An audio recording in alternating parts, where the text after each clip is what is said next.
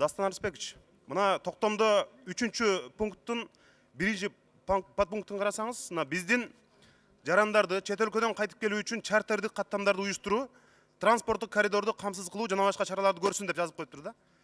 Бул абдан мындай жумшак жазылган. Ушул жерге азыр токтомдо кабыл алышыбыз керек. Бир жумага жетпей, эң эле көп дегенде бир жуманын ичинде ушул жанагы билеттерин сатып алынган Новосибирск, Стамбул сыяктуу шаарлардан биз алып келүүнү уюштурсун деп кошуп коюшубуз керек. Максимум бир жума.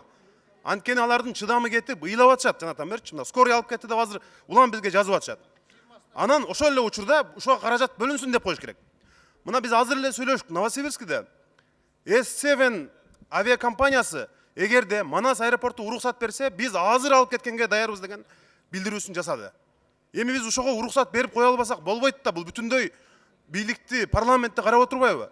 Ошого токтомго ошону киргизип, эң көп дегенде бир жума.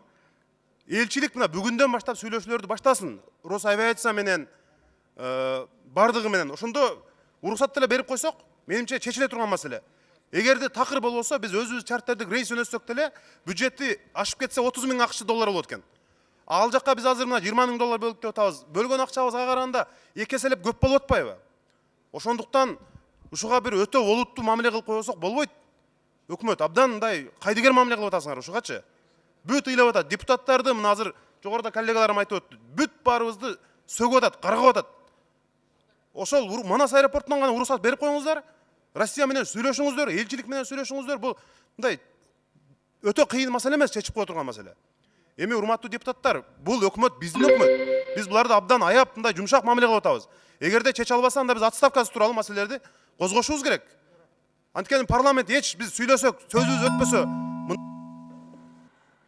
Кубатбек Айылчевич, негизи бул маселени мигранттардын ошо жакка же болбосо чет өлкөгө чыгып, дарыланып кайра келе албаган биздин жарандарыбыз бүгүнкү күнгө чейин бул маселени көтөрүп атат. Ушуну токтом катары киргизиш керек сөзсүз түрдө. Мен айтат элем, мен 3 жылдан бери ошо аэропорттогу жетекчилердин шалакылыгы, же болбосо өзүнүн ишин билбеген жетекчилерди ордуна профессионалдуу жетекчилерди, ишти билген адамдарды койдуп 3 жылдан бери айтам, бирок эч бир кандай чечим жок да. Ушуну протоколдук тапшырмадагы берет элем төрага.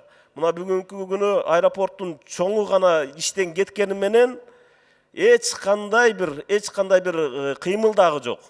Керек болсо мен бүгүнкү күнү Кыргызстандын өзүнүн самолету жок. Самолетторду сатып жок кылган адамдарды бүгүнкү күнү кайра чоңойтуп отурат премьер-министр.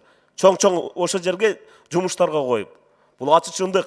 Парламентти сөктүрбөй, президентке кайрылтпай, ошо жерде талаада калган биздин жарандарыбызды ошо Манас аэропортунун ошо жерде иштеген адамдар бардыгын алып келип бүгүнкү күнү коюп кое турган маселе болчу. Ошо жерде солярка саткан, же болбосо буга чейинки ар бир самолетко куйган адамдар отурат ошо жерде. Миллиондоп, миллиарддап бүгүнкү күнү байып. Мына ошондо бүгүнкү күнү контролду албайсыңар. Же болбосо ошолор менен табакташсыздар. Мына бүгүнкү күнү ошон үчүн сөзүңүздөр өтпөйт өкмөт. Бүгүнкү күнү ошон үчүн биздин жарандарды чет өлкөдө калтырып отурасыңар. Сөгүш парламентке, президентке келет. Өкмөт таптаза боюнча отурасыңар. Эч бир маселени чече албай атасыңар. Ушуну протоколдук тапшырмада.